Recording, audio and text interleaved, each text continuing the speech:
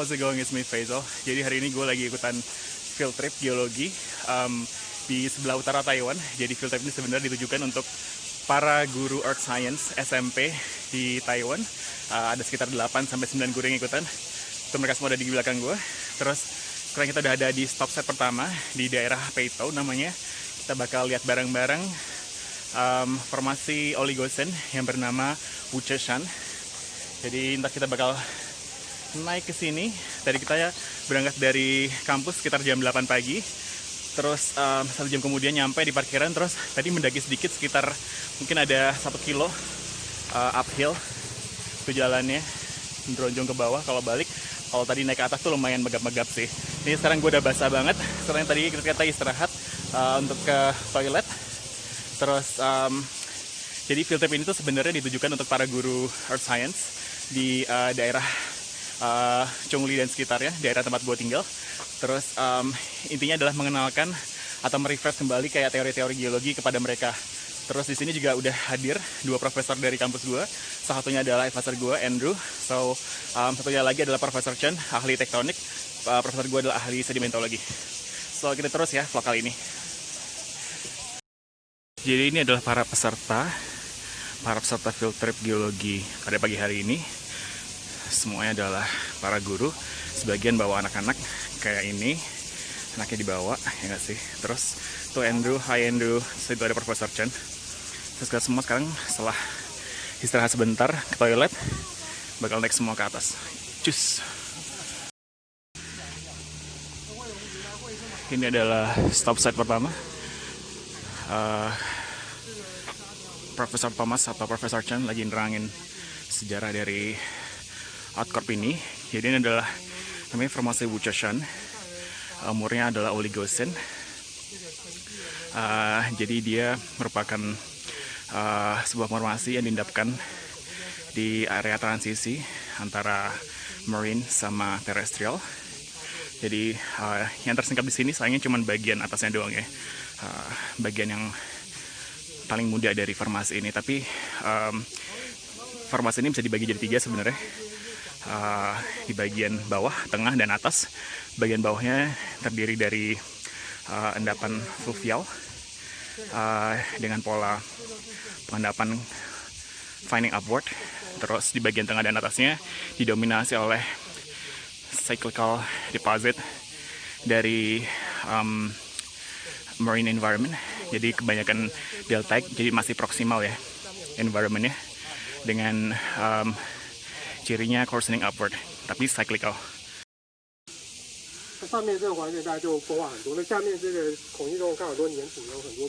Oke, tadi Profesor Chen baru aja nerangin kenapa dia bisa terangkat ke permukaan karena adanya orogen di akhir Miocene. Makanya semua sedimen Eocene Oligocene terangkat, apalagi di daerah utara, di mana orogennya terjadi duluan di sebelah utara. Lalu terjadi juga pelipatan di sini, entah itu karena orogennya atau juga karena adanya intrusi dari gunung Tatung volcano yang terjadi di Pleistocene. Jadi di bagian atas dari formasi ini ada ketidakselarasan dari endapan piroklastik dari Tatung volcano.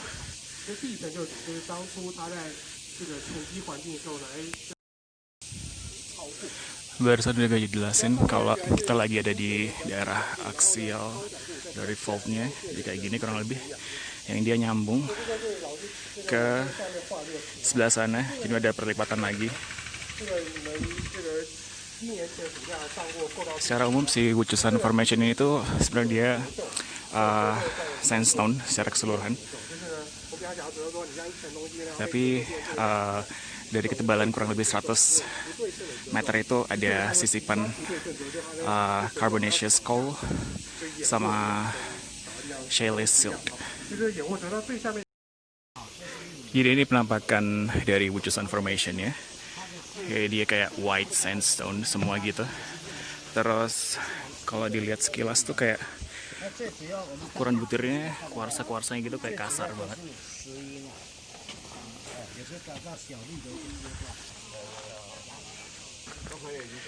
Sini kayak banyak konglomeratnya gitu, dengan ada kayak Pasti fragmen-fragmen ukuran di atas pebble.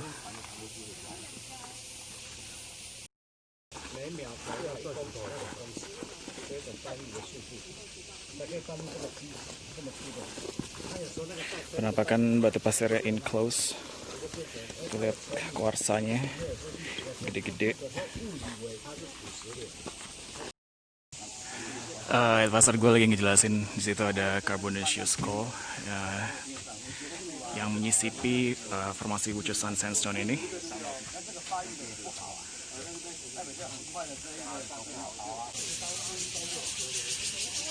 Udaranya bagus banget gengs hari ini. Kemarin tuh semalam ada hujan deras banget gitu ya, yang sporadik, yang cuma 15 menit berhenti, hujan lagi, deras banget, 15 menit berhenti, dan seterusnya. Tapi pagi ini alhamdulillah meskipun nggak cerah, berawan, which is better daripada cerah ceria ya nggak, soalnya Taiwan lagi panas-panasnya. Tapi itu nggak bikin acara hiking tadi pagi lebih nyaman sih sebenarnya, karena sama aja tetap keringetan. Ini kayak berasa apa, keringat tuh udah nyampe di ini nih, bawah kaki gitu, ngalir deres dari paha atas. Jadi tadi habis diajakin ngobrol sama guru di Wanhua High School ini, ibu yang satu ini, nanyain gue macem-macem. Kayak, no, I'm vlogging. Say hi to camera, Yenju. Hi. Yenju, you can speak some Indonesian. Selamat sore, Selamat. everyone. No, this is selamat siang. Oh, selamat siang, everyone. Yeah. Really? Yeah, Somebody tell me that after 11 and... but this is not even between 11. to 1 p.m. Is selamat sore? No, selamat sore is after 3. After 3? Yeah, Oh, 3 until 6, and then after 6 is selamat malam, like what you used to say to me oh. before you left every day. Anyway, ibu ini tanya ke gue tadi kayak,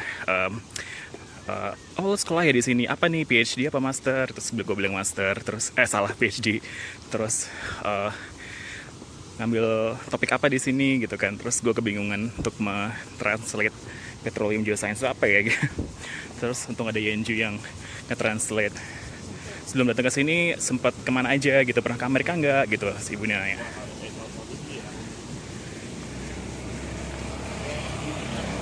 Ya, itu adalah Wuchesan Formation. Jadi ini adalah salah satu bekas penambangan sulfur di abad ke-13 yang dilakukan oleh Belanda dulu. Ini lokasinya berada di bekas, apa ya, boleh dibilang tadi penjelasannya kayak bekas kawah gitu yang sangat dangkal. Dan ini sangat acid banget. Nama lokasinya adalah Liu Huangku.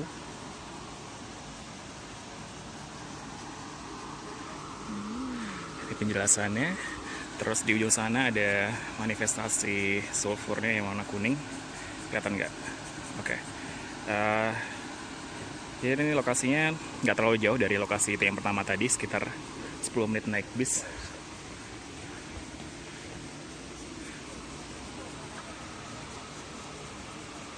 Itu kelihatan juga batuan-batuan yang terterobos ya, kena efek bakar. Jadi jalan sedikit dari tempat penambangan sulfur tadi, kita nemuin outcrop Wuchesan Formation, outcrop dari singkapan pertama. Beda di sini dia udah highly altered ya, karena dekat banget sama produk vulkanik. Lihat deh. Ini kalau kata Endo ini berasal dari satu delta dari daerah Fujian di zaman Oligocene. Terus fragmen-fragmen ini adalah batuan metamorf yang dia tererosi dari orogeny di Cina di sebelah timur. Terus sedangkan masa dasarnya ini kuarsa dan feldspar dan kaolinite, clay minerals, makanya warnanya putih banget. Jadi di area restroom dari tempat tadi yang kita lihat ada kolam sulfur itu, ada di sampingnya tempat buat buang air kecil, itu ada kolam yang bisa bisa digunakan untuk nyobain hot springnya gitu, air panasnya gitu dari manifestasi yang ada di sini gitu. Tapi kayaknya sekarang ini lagi tutup. Jadi ini kolamnya.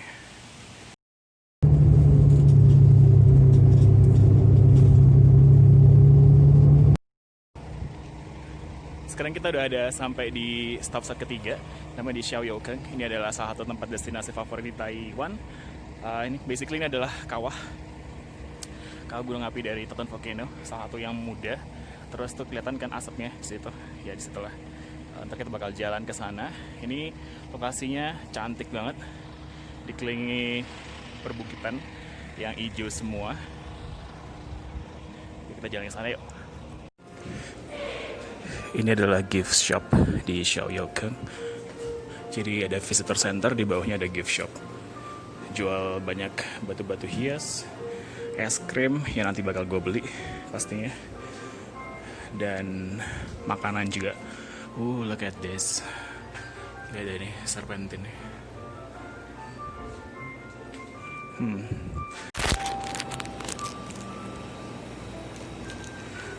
Oke, karena kepanasan akhirnya beli es krim ini, es krim popsicle, harganya 50 NT.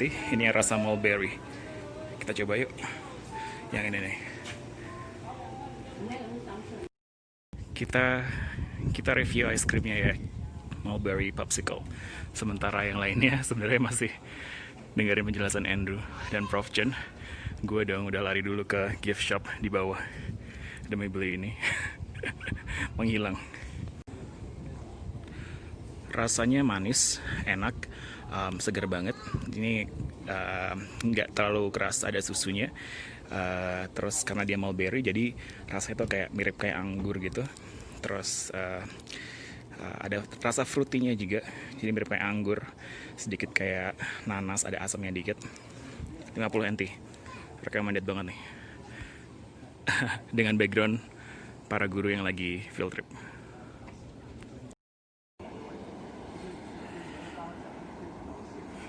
Kawah Xiaoyokeng ini adalah salah satu dari banyak kawah di Tatung Volcano Group. Tatung Volcano sendiri dia umurnya Pleistocene, dan terakhir kali dia meletus sekitar 6.000 tahun yang lalu. Jadi Holocene. Ini salah satu kerennya Taiwan itu adalah selain mereka jor-joran di bidang pariwisatanya, tapi juga kayak lihat deh ini kayak akses untuk ke kawahnya sendiri juga benar-benar dibikin jalan. Jadi orang baik itu yang katakanlah harus pakai kursi roda ataupun yang bisa jalan kaki biasa bisa sama-sama ke sini nih. Jadi mereka memikirkan banget aspek pariwisatanya. Terus di kawahnya sendiri kita lihat ada manifestasi sulfur di situ. Dan kalau menurut Profesor Chen banyak endapan porfiri di sini, seperti emas.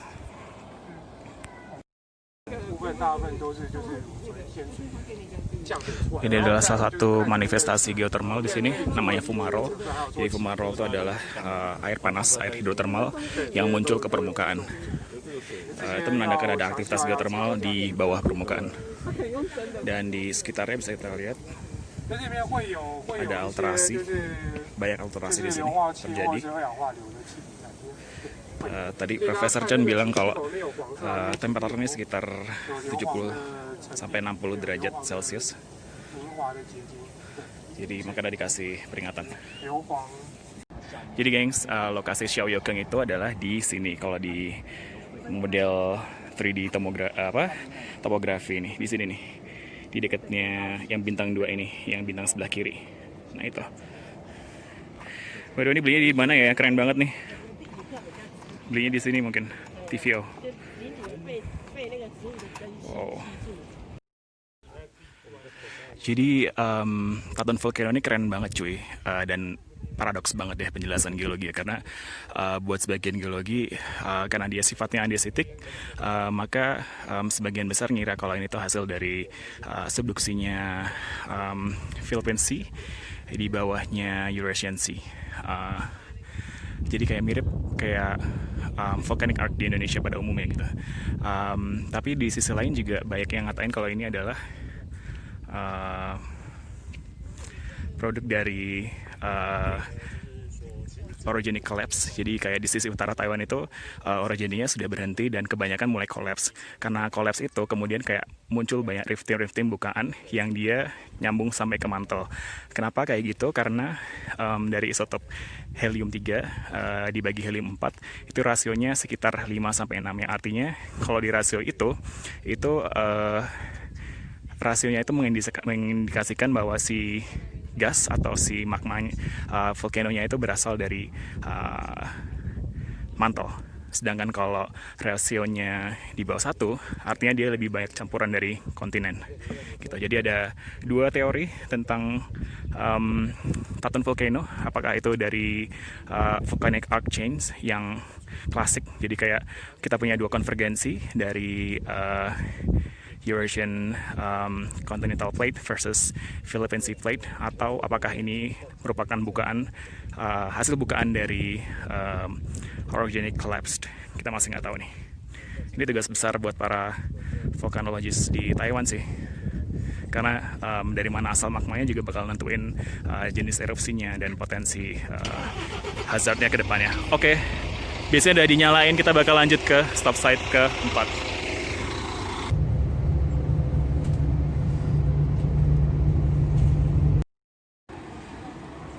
Akhirnya setelah perjalanan sekitar 40 menit, tadi tidur pulas di bis, akhirnya kita nyampe di Yelio Geopark. Di depan kita ini ada Thalia Formation,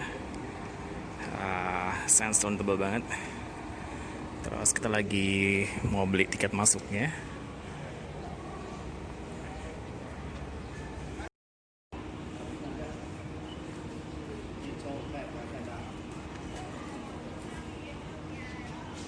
Jadi Thalia Formation itu umurnya Miocene. Contoh fossil trace Ophiomorpha-nya. Terus untuk Echinoids-nya ini misalkan. Kayak gini. Jadi Echinoids itu adalah keluarga, contohnya adalah bulu babi ya. Dan mereka biasa ditemukan di laut dangkal. Terus gimana sejarah terbentuknya Yelio Geopark ini? Jadi Thalia Formation dibentuk terdeposisi pada umur Miocene.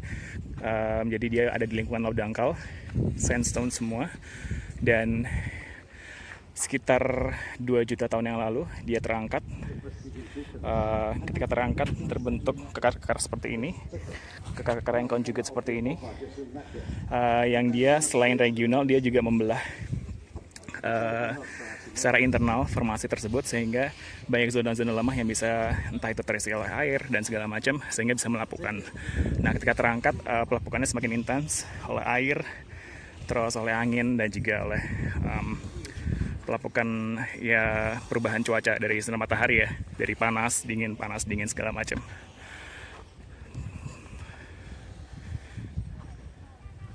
Itu ada Candle Rock di sebelah sana. Nanti di sisi yang lain juga ada. Itu kayak sekilas jauh mirip kayak candle, katanya sih gitu. Terus tadi nemu juga singkapan yang bentuknya kayak love gitu. Jadi kayak gini di sisi yang ada mbah-mbah itu. Terus ini kayak berasa bukan di bumi gitu deh kalau ngeliat kayak ginian, karena rona permukaannya nggak rata nih, permukaan tanahnya kayak berasa di Mars gitu. Asik. Sini ada bapak-bapak yang ngejaga, yang dia bakal nyempritin kita kalau misalkan kita ngedudukin, nginjek kayak outcrop yang udah tererosi ini. Salah satu alasannya adalah supaya dia bisa bertahan lebih lama ya, dan nggak cepet tererosi karena ulah manusia gitu. Keren banget nih. Terus di ujung sana itu adalah masih bagian dari Tailloe Formation. Kita bisa daki ke sana sebenarnya. Tetapi sejak kapan gitu dibangun base militer di sana yang menyebabkan nggak dibuka setiap hari hiking ke atas sana. Terus bisa kelihatan ya, tadi kan itu harusnya kayak gini, terus dia miring kayak gitu. Nah itu berhubungan dengan, nah itu disemprit tuh kan. Tuh bapaknya nyempritin yang pengunjung di sana yang kayak norak banget, dinaikin singkapannya. Anyway, balik lagi. Jadi ada kemiringan yang bikin dia bisa kayak hinge kayak gini. Itu berhubungan dengan pengangkatan dari Yelio itu sendiri. Jadi semua bedding, semua lapisan ini miring relatively ke arah mana nih? Jadi di sana barat ke arah timur. Ke arah timur semuanya miring sekitar 20 derajat. Tadi Andrew bilang.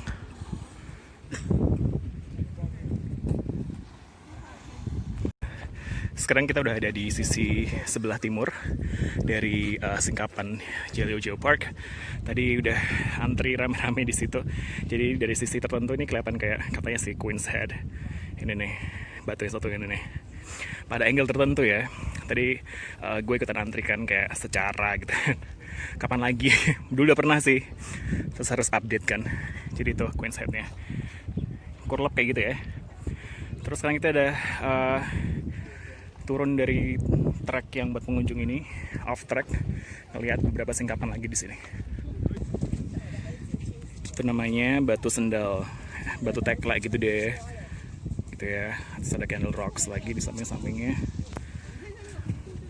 Aduh, udaranya pas banget buat field trip, cantik banget.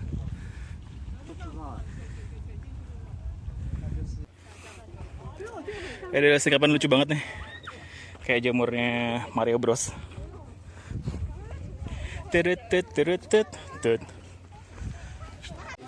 Jadi area keluar dari Yelio Geopark itu kayak gini. Kita harus lewatin kayak, sebenarnya bisa sih lewat luar di sana, tapi panas. Atau nggak bisa lewat dalam kayak gini. Banyak orang jualan oleh-oleh, makanan, minuman, es krim segala macam. Sebagian tutup karena hari ini ada weekdays. Tuh lihat deh, ikan teri cuy. Lagi on the way dari exit ke bisnya ini. Ternyata di sini tuh ada orang lagi ada pertunjukan cuy. Bukan orang mau bunuh diri ya, tapi kayak entahlah apa itu. Jadi itu tulisannya sih Sea World. Nggak ngerti apa yang dilakuin sama bapak itu. Kita lihat bareng-bareng apakah dia akan terjun bebas, ya nggak sih? Tapi the base belum dibuka, gengs. Jadi kita nonton lagi si bapak ini. Ini si bapak ini kurang lebih ketinggiannya mungkin ada dari sini, mungkin ada 50 meter kali ya. Tinggi banget. Ngapain ya? Terus terdengar suara riuh rendah. Oh my god, jatuh bebas dia. Oh my god. Anjay. Ternyata beneran terjun bebas tadi. Wow, selamat buat bapaknya.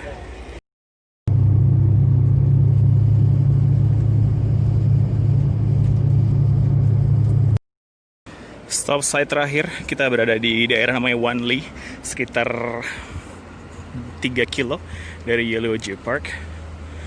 Kita bakal lihat di sini nanti ada endapan storm shelf. Jadi endapan yang dipengaruhi oleh storm atau typhoon gitu ya.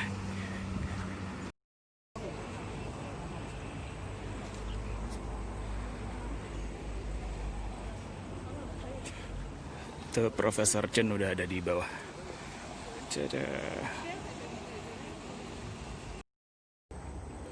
Jadi tadi kita turun di yang ada water torrent itu di ujung sana.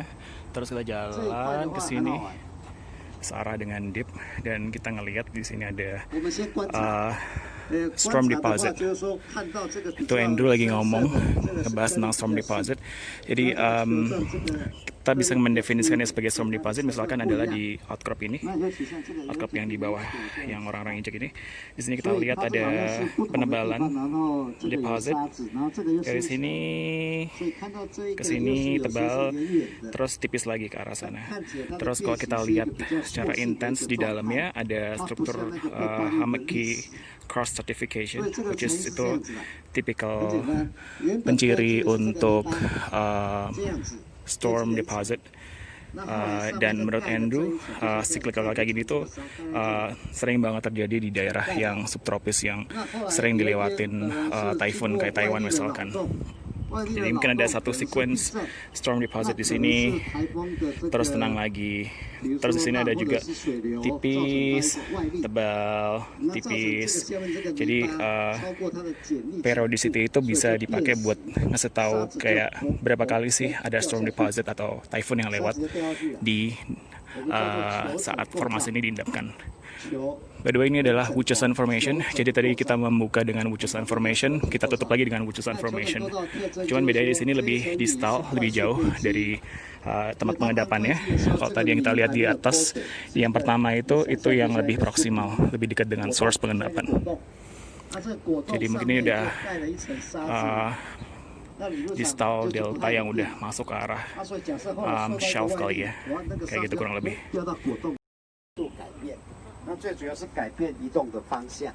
那记不记得在课堂上讲过说，这个圆丘状交流层也是。 Udah naik lagi ke pinggir jalan. Ini view-nya pas sampai atas. Mataharinya pas banget lagi keluar. Cantik banget. Ini adalah site terakhir. Stop site terakhir di field trip North Taiwan Geology 2020. Asik.